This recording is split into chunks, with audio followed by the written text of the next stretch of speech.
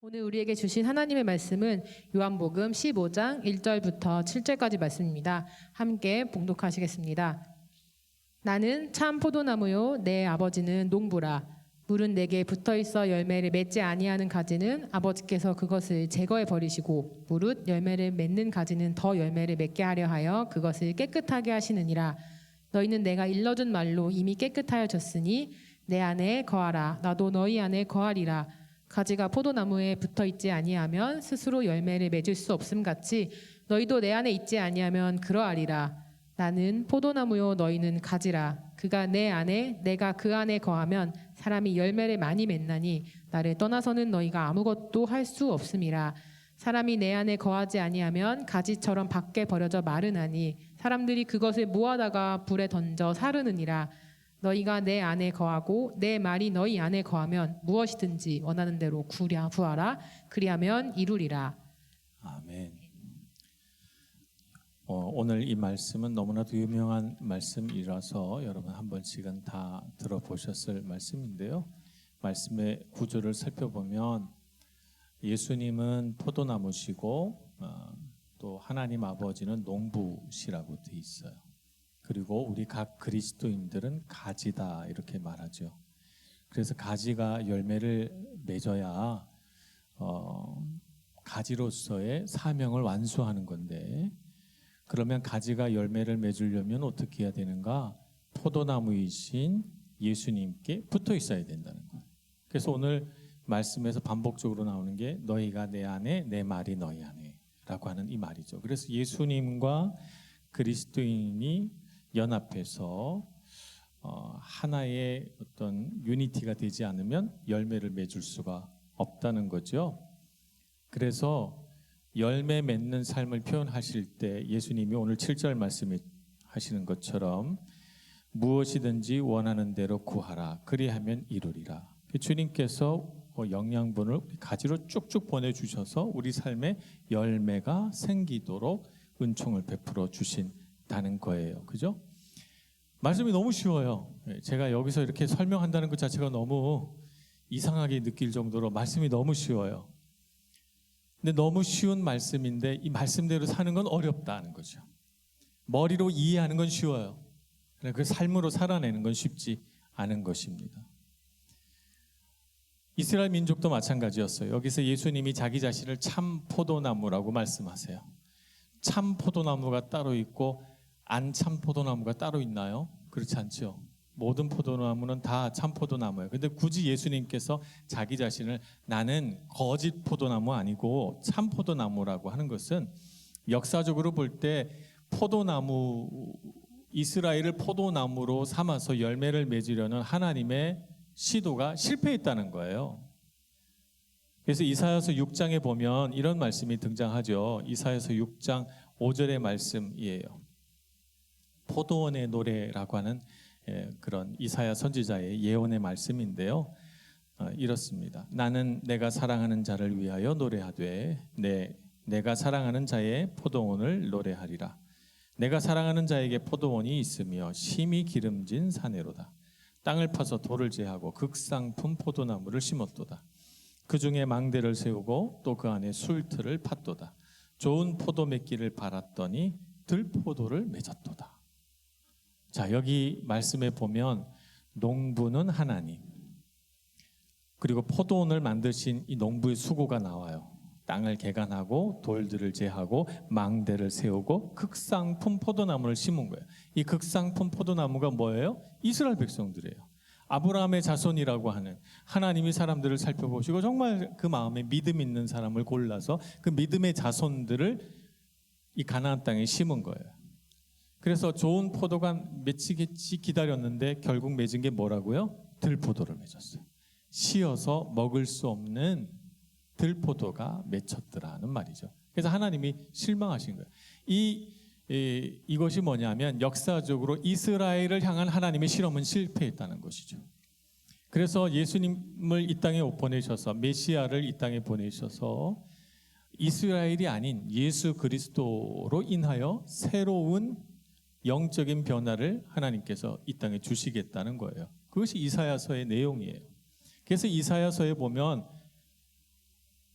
지금까지 하나님이 포도나무로 삼으셨던 이스라엘은 실패했고 또 다른 구원의 주 메시아를 보내시겠다는 말씀으로 가득 차 있습니다. 그래서 예수님은 그 말씀을 받아서 오늘 요한복음 15장에서 나는 참 포도나무요. 예수님이야말로 포도나무시라는 거죠. 그래서 우리가 열매 맺는 삶을 살려면 예수님께 붙어 있어야 돼요. 가지를 쳐줍니다. 저도 정원에 많지 않지만 과실수가 몇 그루 있으니까 해마다 겨울이 되면 가지치기를 해요. 가지치기를 겨울철에도 하지만 꽃이 피고 나면 가지치기를 또 한 번 해줘야 돼요. 왜 그러냐면 특히 포도나무는 꽃이 폈는데 그럼 거기에 꽃이 핀 데서 열매가 맺혀요. 근데 열매를 맺지 않는 포도나무 가지도 있어요. 그러면 농부라면, 지혜로운 농부라면 어떻게 하냐면 열매 맺지 않는 나무의 가지는 잘라버려야 돼요. 그래야만 포도 맺혀 있는 가지가 튼실해져서 거기에 영양분이 다 가거든요. 열매에 나는 좋은 열매 안 맺어도 된다 이렇게 생각하는 농부라면 가지치기 안 해도 됩니다. 그러나 좋은 열매를 맺기를 바라는 지혜롭고 정상적인 농부라면 열매를 맺지 않는 가지는 다 잘라버려야 돼요. 그래서 나무 안에 있는 어떤 영양분이 손실되지 않게 해야죠. 오롯이 다 열매로 가게 해줘야 돼요. 겨울철에도 물론 가지치기 합니다.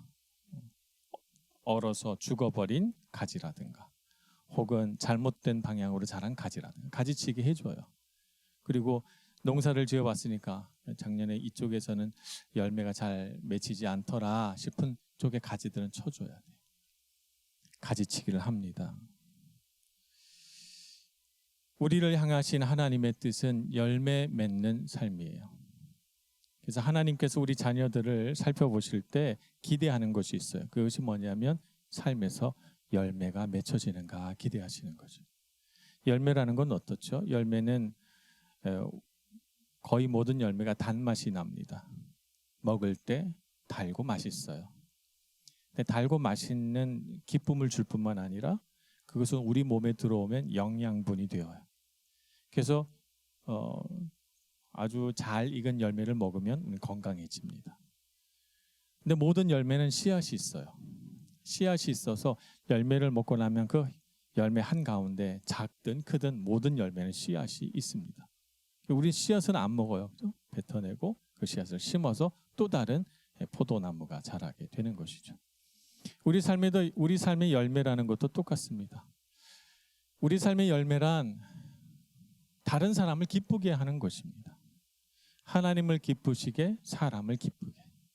이것이 우리 삶에서 맺어야 하는 열매인 것이죠. 우리 삶의 열매라고 하는 것은 유익함이 있어야 돼요.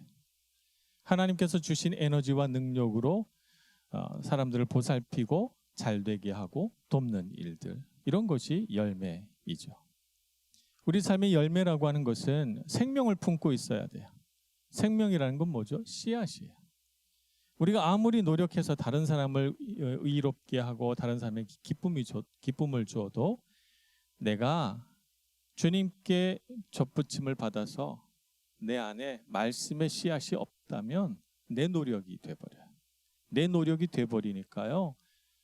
내가 수고하고 노력한 것이 돼서 누군가 내 노력 안 알아주면 섭섭해져요. 그래서 우리가 맺는 진짜 포도나무 열매에는 반드시 말씀의 씨앗이 있어야 됩니다. 그 씨앗이 맺혀져 있지 않다면 우리는 그것이 또 다른 사람에게 기쁨을 주는 열매로 자라게 할 수가 없어요. 생명이 없는 거죠.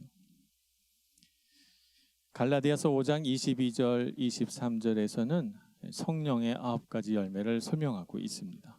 사랑과 희락과 화평과 오래 참과 자비 양성과 충성과 온유와 절제라고 한 9가지 열매를 쭉 설명하는데 그 모든 열매들을 성령의 열매들을 쭉 살펴보면 한결같이 사람들에게 기쁨을 주고 다른 사람을 유익하게 하고 그 안에 하나님의 말씀 안에서 맺혀진 성품들이 있어요. 씨앗이 있어요. 생명이 있습니다. 예를 들자면 우리 안에 있는 성품들 가운데 좋지 못한 것도 있잖아요. 무절제라든지 시기심이라든지 미움이라든지 이런 것도 있어요. 우리 안에는 이런 것들은 열매라고 하지 않아요. 왜냐하면 그것은 다른 타인에게 기쁨을 주지 못하고 그것으로 다른 사람을 유익하게 할 수가 없거든요. 그 안에는 생명이 없거든요. 그래서 우리는 주님 안에 접붙임을 받아서 열매 맺는 삶을 산다고 하는 것은 주님께서 주신 힘과 지혜를 가지고 세상을 이롭게 하고 하나님의 영광을 드러내는 삶을 열매 맺는 삶이라고 하는 것입니다. 포도나무이신 주님께 붙어 있어야 돼요. 그래서 이 오늘 요한복음 15장에 반복해서 나오는 너희가 내 안에 내 말이 너희 안에 라고 하는 이 말씀은 우리가 주님 안에서 살아간다는 뜻인데 가장 중요한 것이 기도하는 삶이에요. 그래서 주님을 바라고 주님을 향하고 주님께 기도하는 습관을 가져야 됩니다. 고든이라고 하는 A.J. 고든이라고 하는 미국의 목사님이 계세요. 부흥사로도 활동하셨던 그런 목사님이신데 아주 유명한 말씀을 남기셨어요. 기도한 후에는 기도한 것보다 더 큰 일이 우리에게 주어질 수 있다. 그러나 기도하기 전에는 기도보다 큰 일은 없다라고 말씀하셨어요. 기도하고 난 다음에는 우리가 기도한 것보다 더 큰 일들이 일어나는 걸 경험할 수 있다는 거예요. 그러나 기도하기 전에는 기도보다 큰 일은 없어요, 여러분. 많은 사람들이 기도하지 않은 채 큰 일이 내 삶에 일어나길 바랍니다. 기도해야 된다는 것 알고 기도의 필요성에 대해서 절감하지만 기도가 얼마나 중요한지 이해하고 있기도 하지만 머리로는 다 알지만 기도하지는 않아요. 오늘날 우리 신앙인들의 삶에 있어서 가장 중요한 문제입니다. 그래서 실제로 걱정도 많이 하고 기도 제목도 많아요. 우리 젊은 청년 시절에 얼마나 기도할 게 많습니까? 우리의 앞날을 놓고 기도해야 되고요. 우리 앞으로의 배우자를 놓고도 기도해야 되고요. 앞으로 우리가 이룰 가정을 위해서도 기도해야 되고요. 건강을 위해서도 기도해야 되고요. 또 우리가 인간관계가 많잖아요. 그 수많은 우리 인간관계가 모두 다 평안하려면 기도해야 돼요. 내 마음속에 일어난 수많은 유혹과 시험을 이겨내기 위해서라도 기도해야 돼요. 기도해야 된다는 건 너무 잘 알면서 기도는 안 합니다. 이것이 오늘날 우리의 문제인 것이죠. 그래서 우리가 누군가에게 저를 위해 기도해 주세요 라고 말은 하지만 정말 기도해야 할 당사자는 기도하지 않는 거죠. 여러분 하루에 몇 분 기도하십니까? 제가 여러분을 너무 무시하는 걸 수도 있어요. 1시간 이상 기도하시는 분도 있을 텐데 제가 몇 분이라고 말씀드려서 죄송하지만 그러나 사실은 1시간 넘게 기도하시는 분이 없을 거라는 생각을 제가 하기 때문에 정말 죄송하게도 몇 분 기도하세요라고 묻는 거예요. 여러분 하루에 몇 분 기도하십니까? 10분 기도하십니까? 여러분 하루에 20분 기도하십니까? 정말 우리의 영적인 현실을 볼 수 있어야 되겠어요. 제가 여러분한테 기도 왜 안 합니까? 야단치는 게 아니에요.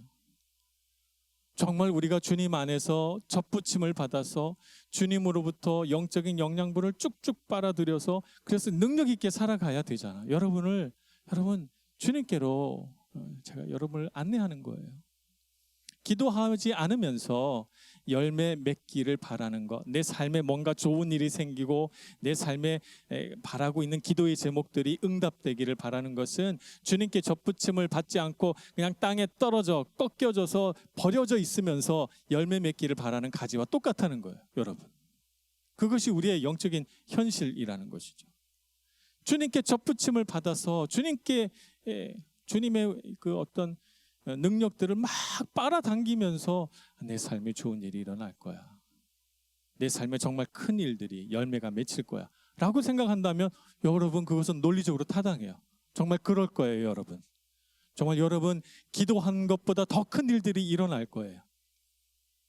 그러나 기도하지 않는다면 기도보다 더 큰 일은 여러분의 삶에 없어요. 여러분 기도하셔야 됩니다. 아침에 일어나서 기도해야 되고 잠자기 전에 기도해야 되고 여러분이 기도를 하루나 이틀 쉬었다면 여러분의 삶은 여러분의 영은 지치고 힘든 상태에 빠져들고 있는 것입니다. 여러분, 고민하면서 내 삶은 왜 이렇게 힘들까? 나는 왜 내 삶의 기도 제목이 이렇게 많을까라고 생각하지 말고 여러분 엎드려 기도하시기 바랍니다. 기도가 능력입니다. 기도하는 자만이 열매 맺을 수 있습니다.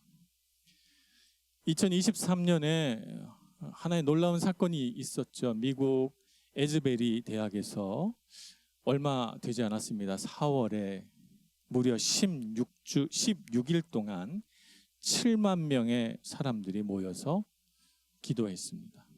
이 사건은 그냥 4월 8일 어느 날 일어났습니다. 학교에서 체프를 드리고 나서 목사님이 그때 행동하는 사랑이라는 설교를 하면서 우리가 사랑하자고 하면서 왜 실제로 사랑하지 않습니까? 우리 정말 사랑합시다. 그렇게 설교하고 예배가 끝나고 모두들 돌아갔는데 그 가운데 한 100여 명이 그 채플실에 남아서 기도하기 시작했습니다. 찬양하고 또 기도하고 또 예배하고 이런 시간을 1시간, 2시간 해나가자 다른 예배당 밖에 있던 강의실 밖에 있던 청년들이 다시 들어오기 시작했어요. 그래서 100명이 200명이 되고 200명이 500명이 되고 더 이상 이 강의실에 들어갈 수 없을 정도로 청년들이 몰려들기 시작했어요. 밖에 줄을 서기 시작했어요. 그렇게 해서 뜨겁게 찬양하고 기도하고 말씀 선포하고 하면서 하루도 아니고 16일 동안 계속해서 많은 사람들이 그 예배당을 채우며 기도하기 시작했습니다. 10년 전에 일어난 일 아니고요. 바로 올해 2023년도 4월 8일부터 16일간 있었던 사건입니다. 기도하는 청년이 되시길 축복합니다. 영적인 부흥이 먼 나라의 일이 아니고 바로 우리의 이름을 자각해야 됩니다. 이 시대에 어떤 청년들은 누군가 깨어서 기도하고 있습니다. 엎드려 기도하고 있고 주님을 향하여 찬양하고 있습니다. 텅 빈 예배당에 홀로 앉아 하나님과 대면하고 있는 청년들이 있다는 것이죠. 열매 맺는 청년이 되기를 소망합니다. 내 인생은 왜 이렇게 고달프고 힘들까? 자기 자신을 향해서 그런 불쌍한 눈으로 바라보며 아무것도 하지 않는 무능력한 청년들 되지 마시고 인생의 비전을 품었다면, 인생의 꿈이 있다면, 열매 맺는 삶을 살기를 소망한다면 여러분 꿇어 엎드려 기도하시기 바랍니다. 하나님을 만나시고 주님 붙드시고 내 삶이 과연 주님께 붙어 있는가? 내가 정말 열매 맺는 삶을 향하여 살고 있는가를 뒤돌아보시고 주님께 꼭 붙어 있는 우리 젊은 청년들 되시길 축복합니다. 오늘이 성령 강림 주일이에요. 그 옛날 성령 강림, 첫 번째 성령 강림 사건이 있었던 그날 성령께서 임하시기 전에 무슨 일이 있었습니까? 120명의 제자들이 다락방에 모여 기도하지 않았습니까? 뜨겁게 기도하다가 성령께서 그들 가운데 임하셨고 성령께서 그들을 놀랍게 변화시켜서 거기에 모여든 많은 수천 명의 유대인들을 향하여 각 나라 말로 방언을 하기 시작했습니다. 창세기에 보면 바벨탑 사건, 우리가 탑을 높이 쌓아서 하나님보다 더 높아지자 그러면서 탑을 쌓다가 하나님께 벌을 받아서 그들이 다 언어가 달라졌습니다. 그런데 그 바벨탑의 저주를 푼 것이 오순절 다락방에서 기도한 120명의 성도들이에요. 그들이 열심히 기도해서 그들이 입술이 풀려서 각 나라 말로 방언을 하기 시작했습니다. 저주가 풀린 것이죠. 여러분, 기도하는 자에게 이런 능력을 주시는 줄 믿습니다. 그러니 여러분, 막혀 있다고 뜻대로 되지 않는다고 좌절하지 마시고 청년의 때에 열심히 기도하셔야 됩니다. 여러분의 20대를 위하여 기도하시고 여러분의 30대를 위하여 기도하시고 여러분의 40대, 50대, 60대를 놓고 기도하시는 여러분들 되시기를 바랍니다. 지금 열심히 여러분이 기도의 씨를 뿌린다면 여러분의 삶 가운데 반드시 놀라운 열매가 맺혀서 여러분의 삶에 크고 놀라운 하나님의 일들을 경험하게 되실 줄 믿습니다. 그렇게 살아가는 밀라노 한인교회 청년들 되시길 축복합니다. 기도하겠습니다. 주님, 이 시대를 향하신 하나님의 뜻이 무엇인지 잘 분별할 수 있는 저희들 되게 하여 주시옵소서. 하나님 말씀 붙들고 기도해야 하는데 기도해야 된다는 부담감 속에 살 뿐 주님 앞에 엎드리지 못했던 저희들의 영적인 게으름과 미숙함을 주여 용서하여 주시옵소서. 주님 앞에 무릎 꿇게 해 주옵소서. 하루에 단 1분이라도, 하나님 하루에 단 10분이라도 주님을 깊이 만나서 내 마음속에 있는 모든 고통과 괴로움, 인생의 무거운 짐을 주님 앞에 다 내려놓고 주님께서 나를 도우시고 이끌고 계심을 깨닫고 소망하는 저희들 되게 해 주옵소서. 예수님의 이름으로 기도합니다. 아멘.